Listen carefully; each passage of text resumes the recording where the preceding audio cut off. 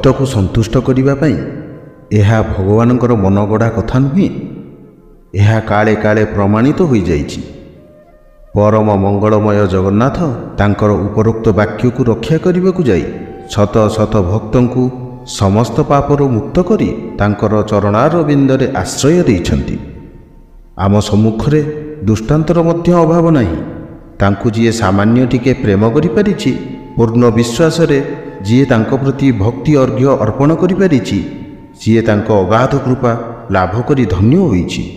ସେ ପରମ ବ୍ରହ୍ମ, ପରିବ୍ୟାପ୍ତ, ଅପରିମେୟ ଓ ଅସୀମ ଅଗୁଣ ହେଲେ ମଧ୍ୟ ଭକ୍ତ ସମ୍ମୁଖରେ ସେ ଶ୍ୟାମ ଦୁର୍ବାଦଳ ନବୀନ ଯୌବନ ପ୍ରାପ୍ତ ମଧୁର ମନୋହର କାମଦର୍ପଚୂର୍ଣ୍ଣକାରୀ ଚିଦାନନ୍ଦ ବିଗ୍ରହ ସ୍ୱରୂପ। ସେଥିପାଇଁ ଭକ୍ତ ଭଗବାନ ସମ୍ପର୍କ ଚିରଦିନ ପାଇଁ ଶାଶ୍ୱତ ଓ ଅବିନଶ୍ୱର। ତାଙ୍କୁ ହୃଦୟ ଦେଇ ପ୍ରେମ କରିପାରିଲେ ତାଙ୍କର ଆସନ ଥରି ଉଠେ। ସେ ତାଙ୍କର ଭକ୍ତକୁ ଉଦ୍ଧାର ନ କରି ସ୍ଥିର ହୃଦୟରେ ଅବସ୍ଥାନ କରିପାରନ୍ତି ନାହିଁ। ମାଣିକ ଗୌଡ଼ୁଣୀର ଡାକରେ ଏହିପରି ଦିନେ ତାଙ୍କର ଆସନ ଥରିଥିଲା। ସେ ତାଙ୍କର ପ୍ରେମୀ ଭକ୍ତକୁ ସ୍ୱର୍ଗୀୟ ସୁଖ ପ୍ରଦାନ କରିବା ପାଇଁ ରତ୍ନ ସିଂହାସନ ତ୍ୟାଗ କରି ଶ୍ୟାମ ଦୁର୍ବାଦଳ ନବୀନ ଗାତ୍ର ଧାରଣ କରିଥିଲେ। ହଁ ବନ୍ଧୁ, ଆସନ୍ତୁ ଶୁଣିବା ଆଜି ଏକ ନୂଆ କାହାଣୀ, ଏକ ରୋମାଞ୍ଚକର କାହାଣୀ, ମାଣିକ ଗୌଡ଼ୁଣୀ ଓ ପ୍ରଭୁ ଶ୍ରୀ ଜଗନ୍ନାଥ।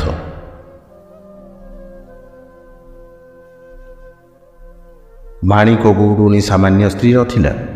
ଆମେମାନେ ମାଣିକ ଗୌଡ଼ୁଣୀ ଉପାଖ୍ୟାନକୁ ଯେପରି ଭାବରେ ଶୁଣିଥାଉ ପାଇଥାଉ, ତାହା ସମ୍ପୂର୍ଣ୍ଣ ମିଥ୍ୟା ନ ହେଲେ ମଧ୍ୟ ସେଥିରେ ସତ୍ୟାସତ୍ୟ ମାତ୍ରା ବେଶୀ ନୁହେଁ। ବହୁ ଦିନର ତପସ୍ୟା ଫଳରେ ସେ ଜଗନ୍ନାଥ ବଳଦେବଙ୍କର ସଚ୍ଚିଦାନନ୍ଦ ବିଗ୍ରହ ଦର୍ଶନ କରିବାର ସୁଯୋଗ ଲାଭ କରିଥିଲା। ଯାହାଙ୍କୁ ଲାଭ କରିବା ପାଇଁ ମୁନି ଋଷିମାନେ ହଜାର ହଜାର ବର୍ଷ ଧରି ସାଧନା କରି ମଧ୍ୟ ଲାଭ କରିପାରୁନଥିଲେ, ସେହି ପରମ ବ୍ରହ୍ମଙ୍କୁ ଦର୍ଶନ କରିବାର ସୁଯୋଗ କେବେ ହେଲେ ଏକ ସାଧାରଣ ନାରୀ ପକ୍ଷରେ ସମ୍ଭବ ହୋଇନପାରେ। ମାଣିକ ଥିଲା ଏକ ଅସାମାନ୍ୟା ସ୍ତ୍ରୀ। ବୃନ୍ଦାବନ ବିହାରୀ ଗୋପୀବଲ୍ଲଭ ବେଣୁଧରଙ୍କ ପ୍ରତି ତାର ଯେପରି ଅଗାଧ ବିଶ୍ୱାସ ଥିଲା, ସେପରି ବିଶ୍ୱାସ ଖୁବ୍ କମ୍ ବ୍ୟକ୍ତିଙ୍କ ଭାଗ୍ୟରେ ଜୁଟିଥାଏ। ହେତୁ ପାଇବା ଦିନୁ ସେ ବ୍ରଜେନ୍ଦ୍ର ନନ୍ଦନ ପ୍ରଭୁ ଶ୍ରୀକୃଷ୍ଣଙ୍କର ପାଦପଦ୍ମରେ ନିଜର ଜୀବନ ଅର୍ପଣ କରିଥିଲା। ସେ ତାର ମନ ଧ୍ୟାନ ଚୈତନ୍ୟରେ କୃଷ୍ଣ ତତ୍ତ୍ୱ ଉପଲବ୍ଧି କରୁଥିଲା। ତାର ବାହ୍ୟ ଅନ୍ତର ସବୁ କୃଷ୍ଣମୟ ହୋଇଯାଇଥିଲା। କୃଷ୍ଣଙ୍କର କଥା କୀର୍ତ୍ତନ ବିନା ତାକୁ ଆଉ କିଛି ଭଲ ଲାଗୁନଥିଲା, କିମ୍ବା କୃଷ୍ଣଙ୍କ ଗୁଣ କୀର୍ତ୍ତନ ବିନା ଆଉ କିଛି ଉଚ୍ଚାରଣ କରିବାକୁ ଅକ୍ଷମତା ପ୍ରକାଶ କରୁଥିଲା। ଭାଗବତରୁ ଗୋପୀ ପ୍ରେମର ଦୃଷ୍ଟାନ୍ତ ଶ୍ରବଣ କରି ସେ ଯେପରି ଭାବ ବିହ୍ୱଳ ହୋଇ ଉଠୁଥିଲା, ସେହିପରି ଗୋପୀ ପ୍ରେମର ସାଧନା କରି କୃଷ୍ଣଙ୍କର ମଧୁର ମନୋହର କଞ୍ଜନୟନ ମାଧୁରୀ ଦର୍ଶନ କରିବାର ସ୍ୱପ୍ନର ସୌଧ ସେ ଗଢ଼ି ବସୁଥିଲା। ମାଣିକ ପରିବାରର କୌଳିକ ବ୍ୟବସାୟ ଥିଲା ଦୁଧ, ଦହି, ଲହୁଣୀ, ଛେନା ଆଦି ପ୍ରସ୍ତୁତ କରି ଓ ତାହାର ବିକ୍ରୟ କରି ଭରଣ ପୋଷଣ କରିବା। ତାର ପିତା ମାତା ଏହି ବ୍ୟବସାୟରେ ଜୀବନ ଅତିବାହିତ କରୁଥିଲେ। ତେଣୁ ମାଣିକର ପିଲାଦିନ ଦୁଧ ଦହି ସହିତ ଘନିଷ୍ଠ ସମ୍ପର୍କ ରହିଆସିଥିଲା। ସେ ଯେତେବେଳେ ଶ୍ରୀକୃଷ୍ଣଙ୍କ ଚରିତ ପ୍ରଥମ ଥର ପାଇଁ ଶୁଣିଲା, ସେତେବେଳେ ସେ ତାଙ୍କ ଚରିତରେ ଅତ୍ୟନ୍ତ ମୁଗ୍ଧ ହୋଇଯାଇଥିଲା। ଶ୍ରୀକୃଷ୍ଣ ଥିଲେ ଗୌଡ଼ ଘରର ପୁଅ। ଦୁଧ ଦହି ଲହୁଣୀ ଖାଇବା ପାଇଁ ସେ ଅତ୍ୟନ୍ତ ଭଲ ପାଉଥିଲେ। ତାଙ୍କର ବାଲ୍ୟଲୀଳା ଯେପରି ମଧୁର, ସେହିପରି ମହତ୍ତ୍ୱପୂର୍ଣ୍ଣ। ଯଶୋଦାଙ୍କ ଘର ଦୁଧ ଦହିରେ ପରିପୂର୍ଣ୍ଣ ହୋଇଥିଲେ ମଧ୍ୟ ପ୍ରଭୁ ଶ୍ରୀକୃଷ୍ଣ କିନ୍ତୁ ଗୋପୀମାନଙ୍କ ଘରୁ ଦହି ଚୋରି କରି ଖାଉଥିଲେ ଏବଂ ଗୋପୀମାନଙ୍କ ମୁଖରୁ ଗାଳି ଶୁଣି ଅତ୍ୟନ୍ତ ପ୍ରୀତ ହେଉଥିଲେ। ଏ ସମସ୍ତ ଶ୍ରୀକୃଷ୍ଣ ଚରିତ ଶ୍ରବଣ କରି ତାଙ୍କୁ ଦହି ଖୁଆଇବାର ଏକ ଅଦ୍ଭୁତ କଳ୍ପନା ମାଣିକର ମସ୍ତିଷ୍କରେ ପ୍ରବେଶ କରିଥିଲା। ମାଣିକ ଶ୍ରୀକୃଷ୍ଣଙ୍କ ପ୍ରତି ମନକୁ ମନ କହୁଥିଲା, ହେ ବ୍ରଜେନ୍ଦ୍ର ନନ୍ଦନ, ତୁମେ ଦ୍ୱାପର ଯୁଗରେ ଗୋପୀମାନଙ୍କ ଘରେ ପଶି ଦୁଧ ଦହି ଚୋରି କରି ଖାଉଥିଲ। ମୁଁ ତ ଜଣେ ଗୋପାଳୁଣୀ, ମୋ ଘରୁ ଚୋରି କରି ଖାଇବା ପାଇଁ ତ ମୁଁ କହୁନାହିଁ। ସ୍ୱତଃପ୍ରବୃତ୍ତ ହୋଇ ତୁମକୁ ଦହି ଦେବାକୁ ମୁଁ ପ୍ରସ୍ତୁତ ଅଛି। ହେ ବୃନ୍ଦାବନ ବିହାରୀ, ମୋ ହସ୍ତରୁ ଦହି ଖାଇଲେ କ'ଣ ତୁମର ମନସ୍କାମନା ପୂର୍ଣ୍ଣ ହେବ ନାହିଁ? ପ୍ରଭୁ, ଏ ଅଧମା ଭକ୍ତି ସ୍ତୁତି କ'ଣ ଜାଣେ ନାହିଁ? କେବଳ ଥରେ ମୋ ହାତରୁ ଦହି ଖାଇଯାଅ। ଭାବ ବିହ୍ୱଳ ହୋଇ ମାଣିକ ଏ ସମସ୍ତ କଥା କହିଯାଉଥିଲା। ପ୍ରତ୍ୟହ ସେ ଶ୍ରୀକୃଷ୍ଣଙ୍କ ପାଇଁ ଦୁଧ ଦହି ପ୍ରସ୍ତୁତ କରି ପ୍ରଭାତରୁ ସନ୍ଧ୍ୟା ପର୍ଯ୍ୟନ୍ତ ଦୂର ପଥକୁ ଚାହିଁ ବସି ରହେ। ଭଗବାନ ତାର ଆକୁଳ ବିନତି ଶ୍ରବଣ କରିପାରନ୍ତି ନାହିଁ। କୃଷ୍ଣାର୍ପିତ ବସ୍ତୁକୁ ମାଣିକ ଅନ୍ୟକୁ ଦେଇପାରେ ନାହିଁ କିମ୍ବା ନିଜେ ମଧ୍ୟ ଭୋଜନ କରିପାରେ ନାହିଁ। ତେଣୁ ସେ ସମସ୍ତ ସେ ଭାର୍ଗବୀ ନଦୀରେ ଭସାଇ ଦେବାକୁ ବାଧ୍ୟ ହୁଏ। ହେତୁ ପାଇବା ଦିନୁ 16 ବର୍ଷ ବୟସ ପର୍ଯ୍ୟନ୍ତ ଏହିପରି ପ୍ରତିଦିନ ସେ ବ୍ରଜେନ୍ଦ୍ର ନନ୍ଦନଙ୍କର ଆଗମନକୁ ଅନାଇ ରହିଥିଲା। ପ୍ରଭୁଙ୍କ ଅଦର୍ଶନରେ ଭକ୍ତ ବେଶୀ ଦିନ ଧୈର୍ଯ୍ୟ ଧରି ରହିପାରେ ନାହିଁ। ମାଣିକ ମଧ୍ୟ ଏଥର ବ୍ରଜେନ୍ଦ୍ର ନନ୍ଦନଙ୍କର ଅଦର୍ଶନରେ ନିଜକୁ ଜଳ ବହିଷ୍କୃତ ମୀନ ପରି ମନେ କରିବାକୁ ଲାଗିଲା। ଦିନେ ସେ ଦୃଢ଼ ନିଶ୍ଚିନ୍ତ ହେଲା ଯେ ଭଗବାନ ଆଉ ତା'ର ଡାକ ଶୁଣିବେ ନାହିଁ। ତେଣୁ ସେ ଆଉ ଜୀବନରେ ବଞ୍ଚି କିଛି ଲାଭ ନାହିଁ, ବରଂ ମୃତ୍ୟୁ ଶ୍ରେୟସ୍କର। ମାଣିକ ଏହା କଳ୍ପନା କରି ଓ ଦଧି ଭାଣ୍ଡକୁ ମସ୍ତକରେ ଧାରଣ କରି ଭାର୍ଗବୀ ନଦୀ ତୀରକୁ ଆଗେଇ ଚାଲିଲା। ଚକ୍ଷୁରୁ ଅବିରତ ଝରି ଆସୁଥିଲା ଧାର ଧାର ଲୁହରେ ତା'ର ବସନମାନ ସମ୍ପୂର୍ଣ୍ଣ ଆର୍ଦ୍ର ହୋଇଯାଇଥିଲା। ଭଗବାନ ସବୁକିଛି ସହ୍ୟ କରିପାରନ୍ତି, ମାତ୍ର ତାଙ୍କର ଅଦର୍ଶନରେ ଭକ୍ତ ତାଙ୍କର ମୃତ୍ୟୁବରଣ କରିବ, ଏହା ସହ୍ୟ କରିବା ସମ୍ପୂର୍ଣ୍ଣ ଅସମ୍ଭବ। କଳା ଠାକୁରଙ୍କ କଳା ସିଂହାସନ ଥରି ଉଠିଥିଲା। ସେହିଦିନ ପୁଣି ଓଡ଼ିଶାର ଗଜପତି ଶ୍ରୀ ପୁରୁଷୋତ୍ତମ ଦେବଙ୍କର କାଞ୍ଚି ଯାତ୍ରା। ଏଥର ମହାରାଜ ପୁରୁଷୋତ୍ତମଙ୍କର ପଣ ଯେ କାଞ୍ଚି ଯୁଦ୍ଧରେ ଜୟ ପରାଜୟ ସବୁ ଜଗନ୍ନାଥଙ୍କର। ଯଦି ସେ ପରାଜୟ ସ୍ୱୀକାର କରିବେ, ତେବେ ଜଣାଯିବ ଯେ ଉତ୍କଳ ସମ୍ରାଟ ଜଗନ୍ନାଥ ହୀନବଳ ଓ ଶକ୍ତିବିହୀନ। ପ୍ରଭୁ ଜଗନ୍ନାଥଙ୍କୁ ବି ଉପଯୁକ୍ତ ସୁଯୋଗ ଜୁଟିଗଲା।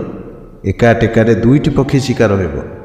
ବୀର ବେଶ ଧାରଣ କରି ଏବଂ ରତ୍ନ ସିଂହାସନକୁ ଶୂନ୍ୟ କରି ସେ ଓ ବଡ଼ ଭାଇ ବଳଭଦ୍ର ବାହାରି ପଡ଼ିଲେ କାଞ୍ଚି ଅଭିମୁଖରେ। ପଥରେ ମାଣିକ ଗୌଡ଼ୁଣୀର ଉଦ୍ଧାର ଓ କାଞ୍ଚି ବିଜୟ, ଏହି ଦୁଇ ଲକ୍ଷ୍ୟ ସାଧନରେ ପ୍ରଭୁ ମଜି ଯାଇଥିଲେ। ସିଆଡ଼ୁ ମାଣିକ ଗୌଡ଼ୁଣୀ ଆସୁଛି, ମୁଖ ତାର ମଳିନ ପଡ଼ିଯାଇଛି। ଚକ୍ଷୁରୁ ଧାର ଧାର ଲୁହ ବାଧା ନ ମାନି ଅବିରତ ଝରିବାରେ ଲାଗିଛି। ବୀର ଯୁବକଦ୍ୱୟ ମାଣିକ ପାର୍ଶ୍ୱରେ ଆସି ପହଞ୍ଚି ଅଶ୍ୱପୃଷ୍ଠରୁ ଅବତରଣ କଲେ।